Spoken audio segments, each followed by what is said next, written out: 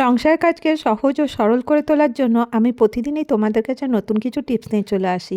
আমি মৌ মাল্টিফ্লেভার চ্যানেলে আমি তোমাদেরকে আবার একবার অনেক অনেক স্বাগত জানাই। করি আজকের ভিডিওটা তোমাদের খুব উপকারে আসবে। তো দেখো, আজকে আমার টিপ নাম্বার 1 হলো যে আমরা যখন সবজি বা কোনো বাজার নিয়ে আসি তো দেখবে এরকমের পলিথিন আমরা পাই, ওইগুলোকে আমরা ফেলে দিই বা ইউজ করি। তো ওইগুলোকে যদি সুন্দর করে গুছিয়ে রাখা যায় তাহলে দেখবে ইজিলি আমরা এই পলিথিনগুলো পেয়ে যাব। তো দেখো, এটা চকুপায়ের একটা পুরানো বক্স ছিল, ওটার মধ্যে আমি এটা ঢুকিয়ে দিচ্ছি। আর এটা দিয়ে কিন্তু একটা দারুণ অর্গানাইজার হয়ে যাবে, তোমরা কিন্তু দেখতে থাকো। তো দেখো, এইভাবে আমি সব প্লাস্টিকগুলো এইভাবে মুড়ে এর মধ্যে দিয়ে দিলাম। এরপরে আমি এখান থেকে এটা সেলোটেপ দিয়ে বন্ধ করে দেবো। আবার যখন এর মধ্যে পলিথিনগুলো শেষ হয়ে যাবে তারপর আবার থেকে কিন্তু এইভাবে এখান থেকে খুলে আবার আমরা পলিথিনটা ঢুকিয়ে দিতে পারি।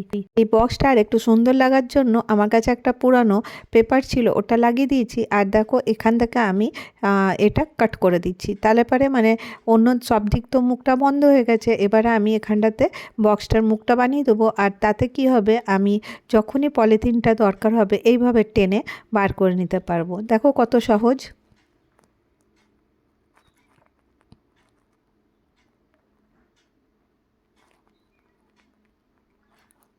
এবারে চলো নেক্সট টিপসে চলে আসি। আমার কাছে এই টিপসটা ফলো করার জন্য যদি ফ্রেশ অ্যালোভেরা থাকে তাহলে খুবই ভালো কথা, আর যদি না থাকে তাহলে কিন্তু তোমরা অ্যালোভেরা জেলও ইউজ করতে পারো। তো আমার কাছে ছিল ফ্রেশ অ্যালোভেরাটা, তো আমি এইভাবে দেখো এর শাঁসটা বার করে নিচ্ছি। এইভাবে কেটে দিলাম, কেটে দেওয়ার পরে একটা চামচ দিয়ে এর থেকে এইভাবে দেখো শাঁসটা বার করে নিচ্ছি, খুব ইজিলি বেরিয়ে যাবে। আর এটা খুব পাতলা ছিল সেজন্য খুব একটা বেশি বেরোয়নি।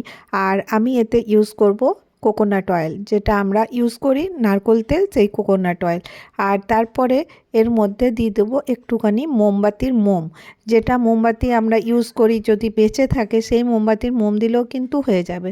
তোমরা ভাবছো আমি এটা দিয়ে কী তৈরি করছি, তো চলো দেখে নাও কী তৈরি করছি। তো দেখো, একটা এটা ইয়েটা গরম করলাম, গরম করার পরে আমি এগুলো যা যা আমি রেডি করে রেখেছিলাম সবগুলোর মধ্যে দিয়ে দিলাম। এরপরে এটাকে খুব ভালো করে মেল্ট হতে দেবো। তো দেখো, এটা ইজিলি কিন্তু মেল্ট হয়ে যাবে। আর এখানে আমি এর মধ্যে দেবো 2 থেকে 3 ড্রপ মতন সরিষার তেল। এটাকে এরপরে দেখো সবগুলো উপকরণকে আমি ভালো করে মিক্স করব। তো দেখো, এটা হয়ে যাওয়ার পরে আমাদের কাছে পুরানো যে ভ্যাসলিনের ডাব্বা থাকবে বা যে কোনো কৌটো থাকবে, ওর মধ্যে এটা একটু ঠান্ডা হওয়ার পরে এটা ঢেলে দেবো। তোমরা ভাবছো এটা দিয়ে আমি কি করব।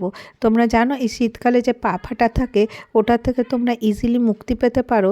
তো এখানে আমি একটুখানি শ্যাম্পু আর লবণ দিয়ে পাটাকে আগে ঘষে পরিষ্কার করে নিচ্ছি। তোমরা কিন্তু সবসময় এরকমভাবে করবে, নাহলে পারে কিন্তু পায়ের গোড়ালি কিন্তু খুব তাড়াতাড়ি ফেটে যায়। আর অনেকজনের তো এমন ফাটে তার থেকে কিন্তু অনেকটা রক্তও বেরিয়ে আসে। তো দেখো, আমি এটাকে এবারে দিয়ে ভালো করে পাটাকে পরিষ্কার করে পুছেও নিচ্ছি। ধুয়ে নেওয়ার পরে কিন্তু ভালো করে পাকে পরিষ্কার করে শুকিয়ে নিতে হবে। এরপরে দেখো, আমি যে ভেসলিনটা বানিয়েছিলাম এটা এবারে আমি এখানে অ্যাপ্লাই করছি। এইভাবে দেখো সুন্দর করে পায়ের মধ্যে গোড়ালির মধ্যে ঘষে নেবো। তোমরা দেখতেই পাচ্ছ আমার পায়ের কোনো অংশ কিন্তু একটুও ফাটেনি। শুধুমাত্র এই ঘরোয়া পদ্ধতিগুলো আমি করি, তার কারণে কিন্তু পা ফাটা একদমই থাকে না। তো তাহলে হিলটা যদি ফাটা না থাকবে তাহলে কিন্তু ব্যথাও কম হবে।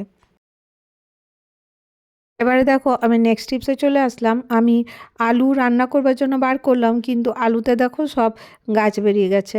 তো এবারে আলুগুলোকে কেন ফেলে দেবো, তোমরা কিন্তু এই আলুটার একটা সৎ উপযোগ করতে পারো। তো দেখো, আলু শাক কিন্তু খাওয়া খুব ভালো। তো সেই জন্য আমি এটাকে কি করব, দেখো একটু একটু পাতলা পাতলা করেই কেটে নিচ্ছি। আর যেখানে যেখানে অঙ্কুরিত হয়েছে সেই পাটটাই কিন্তু আমি কাটছি, পুরো আলুটা কিন্তু কাটছি না। ওই যতটা আলু আছে ওটা কিন্তু রান্না করতে লাগবে। এরপরে আমি একটা বালতিতে মানে মাটি দিয়ে রেখেছি, আর এখানে আলু গাছগুলো পুঁতে দেবো। তোমরা দেখবে কিছুদিনের মধ্যেই কিন্তু সুন্দর আলু গাছ কিন্তু বেরিয়ে যাবে। আর এই আলুটা ফেলেই দিতে হতো, এই টিপসটা ফলো করে তোমরা গাছ লাগিয়ে নিতে পারো। এবার দেখো, আমি নেক্সট টিপসে চলে আসলাম। আমি কিছুটা জলের মধ্যে গরম করতে দিলাম, আর এই জলের মধ্যে আমি দিয়ে দেবো 3 থেকে 4টা তেজপাতা। তেজপাতাগুলোকে এইভাবে কাঁচি দিয়ে কেটে তারপরে দিয়ে দেবো জলের মধ্যে। জলটা ভালো করে ফুটতে দেবো, যখন বয়েল হয়ে যাবে তখন আমি একটা বালতিতে ঢেলে নেবো। দেখো জলটা বেশ গরম হয়ে গেছে, আর এই যে দেখো আমি এটা বালতিতে ঢেলে নিলাম। এরপরে এই জলটা স্নানের জন্য ইউজ হবে। তাহলে পরে দেখবে গা হাত পা ব্যথা, জ্বর যেরকম থাকে ওটা কিন্তু একদম সরে যাবে, আর তোমরা কিন্তু একদম ফ্রেশ হয়ে যেতে পারো। তো তেজপাতার জল দিয়ে স্নান করলে কিন্তু খুব ভালো ফল পাবে। তো এবারে চলো নেক্সট টিপসে চলে আসি। এটা সুতোকে নিয়ে।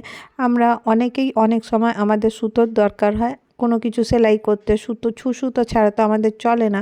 তো তখন কি হবে, কখনো কখনো দেখবে যে যে সুতোটা আছে ওটা এমন কোথায় মানে সেটে গেছে যেটা কিন্তু আমরা বার করতে পারছি না, ওতে কিন্তু সময়টা অনেকটা যায়। তো তোমরা এই টিপসটা ফলো করতে পারো। এই দেখো আমি কি করছি, এর মুখের উপরটাতে এইভাবে একটুখানি কাট দিয়ে দিলাম। তাতে কিনা আমি কি করব, এই যে সুতোটা আছে ওটা এখানে ফসিয়ে রাখবো। এরপরে যখনই আমাকে সুতোর দরকার হবে তখন এদিক ওদিক আর খোঁজার দরকার হবে না, আর সুতোর যে মুখটা আছে ইজিলি পাওয়া যাবে।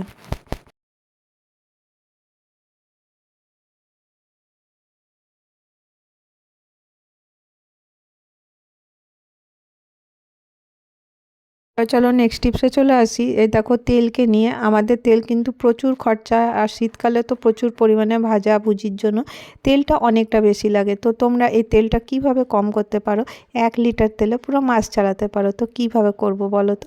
তো আমি এখানে দেখো যখনই তেল নেই তখন কি করবে, একটা বাটিতে তেল নিয়ে নেবে। তোমাদের যতটা রান্নার দরকার আছে সেই অতটুকুই তেল কিন্তু বার করবে, তার থেকে বেশি বার করবে না।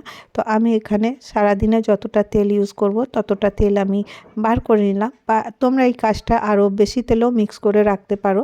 আর এর মধ্যে একটা জিনিস মিলাচ্ছি যেটাতে কিনা আমাদের রান্নার তেল অর্ধেক হয়ে যাবে, খরচা কম হয়ে যাবে, তোমরা বাজেটটাকে অনেক সুন্দর করে সামলাতে পারবে। তো দেখো এখানে আমি তেলের মধ্যে লবণ মিলিয়ে দিলাম। তো এর মধ্যে লবণ মেলাবার কারণে দেখবে তেল অনেকটা কম শোক হচ্ছে রান্নাতে। তো আজকে আমি তোমাদের সাথে এই টিপসটা শেয়ার করলাম। আশা করব তোমাদের এই টিপসটা খুব উপকারে লাগবে। যখনই তোমরা রান্না করবে তার আগে একটুখানি লবণ মিলিয়ে দাও, বা কড়াইতে যখন তেল ঢালবে তখনও কিন্তু তার মধ্যেও যদি লবণ দিয়ে দাও তাহলেও কিন্তু চলবে। দুটোর মধ্যে তোমরা একটা করতে পারো। বা দেখো আমি কতটা তেলের মধ্যে মিক্স করে রেখে দিয়েছি, এটা আমি যখন রান্না করব তখন এটা ইউজ করে নেব। নেক্সট টিপসে চলে আসি। এই যে শীতকাল, আলু ছাড়ানো একটা হেডেক হয়ে যায় যখন আমরা সিদ্ধ আলু ছাড়াই অনেক অনেক কিলো কিলো। তো দেখো আমি একটা ছান্তি দিয়ে দিয়েছি, তার মধ্যে এইভাবে প্রেস দিয়ে দেবে আর আলুর খোসা কিন্তু ইজিলি বেরিয়ে যাবে।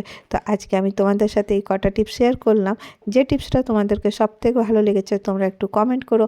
আর যদি তোমাদেরকে আমার ভিডিও ভালো লেগে থাকে তো একটা করে লাইক করে দিও। আর যদি অনেক ভালো লেগে থাকে তো নিজেদের ফ্রেন্ড আর ফ্যামিলির সাথে শেয়ার করো। আজকের ভিডিও এতটাই, আবার দেখা হবে নেক্সট ভিডিওতে। ভালো থেকো, সুস্থ থেকো, বাই বাই।